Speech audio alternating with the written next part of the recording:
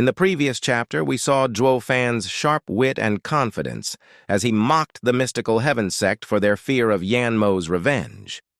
Despite the tension, Shui Ruohua's desperation softened the situation, and Zhuo Fan ultimately allowed them to travel together, though not without a dose of his signature arrogance.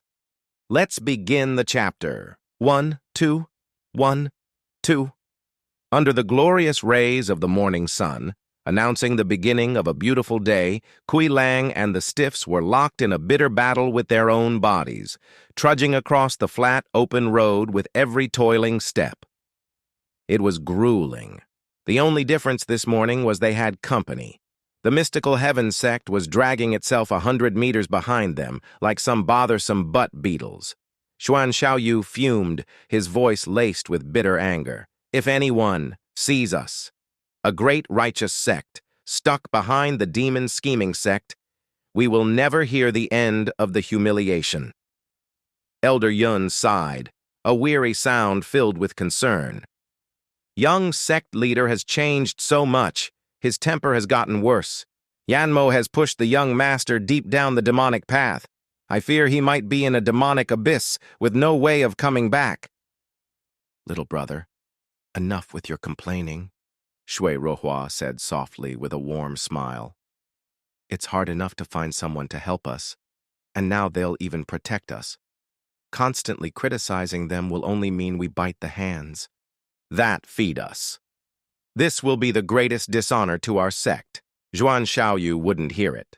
His eyes twisted with resentment as he stared at Zhuo Fan's back, his voice dripping with malice. Demonic cultivators are miscreants, evil, vile, sinister, and they are only helping us for their own gain. Tagging along will, at any time, get us into a danger we can never overcome. Young master, such potshots are unfounded. We have nothing they could ever want. Danner turned a playful smile to Chu Qingcheng, a teasing glint in her eyes. If there ever was some hidden plan, it would be for Sister Qingcheng. Everyone laughed, their gazes turning to her, teasing and knowing. Blushing, Chu Qingcheng glared back, then shook her head, a soft sadness in her voice. If he was after me, that would be a wish come true. Doesn't he care about you? Defending you with his very life is the best proof. Girl eyed her oddly, her voice laced with confusion. Chu Qingcheng shook her head, her voice tinged with resignation. Flowers have a heart, but water has no heart. He's the relentless, water that never stops flowing. I'd be happy for even a small fraction of time in his life. Danner looked perplexed. They got along so well together. Why is Qingcheng so sad when she talks about him? Sisters, let's help Sister Qingcheng to get married. How about it? Danner proposed, her voice full of excitement. Elder Yun shouted, his voice full of disapproval. Nonsense! Have you all forgotten your senior sister's fate? Take the lessons of others to heart. But the girls were not swayed by Elder Yun's words. Elder Yun said to Chu Qingcheng, his voice now more urgent, Qingcheng, that bastard has been attacking you many times. He must have bad intentions. Keep yourself strong against that playboy, or you'll be thrown deep down the demonic path from which you'll never return.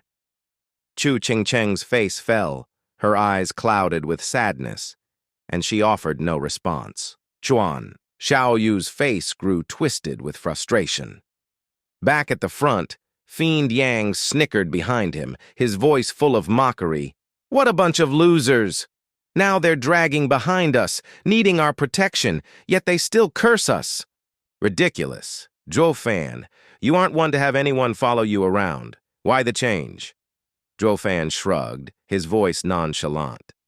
The road is meant to be walked. They can follow all they want. Besides, they aren't interfering with us, fiend. Yang scoffed, his voice dripping with annoyance. A bunch of butt beetles. Pisses me off. Fiend Guy snorted, a knowing glint in his eyes. Kid, are you after keeping that woman safe? Hey, the sect has a rule against love. This won't do it all. What are you doing? Zhuo Fan asked, his face showing utter bewilderment. Fiend Gui snickered, his voice conspiratorial. Brother, come now, show a little appreciation. We won't make a peep. Give each of us 1,000 sacred stones and we'll just gouge out our eyes and pretend we didn't see anything. 1,000 sacred stones? Go rob Double Dragon Manor, Zhuo Fan retorted, his tone incredulous. Fiend Gui whined. Bro, you're wrong. We've seen the extent of your wealth.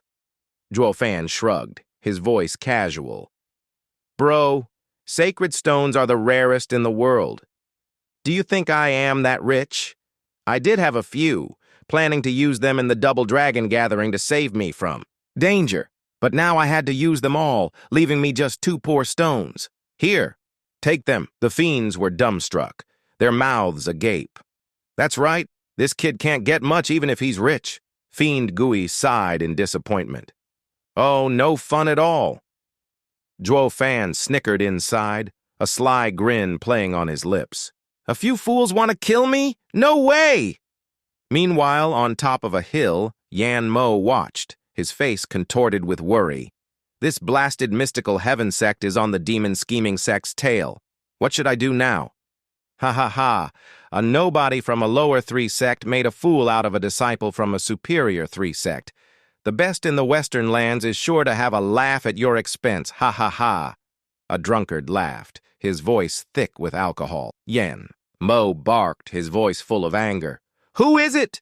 And turned his face to the source of the laughter. Don't worry, it's just a drunkard, the drunkard said, his laughter subsiding.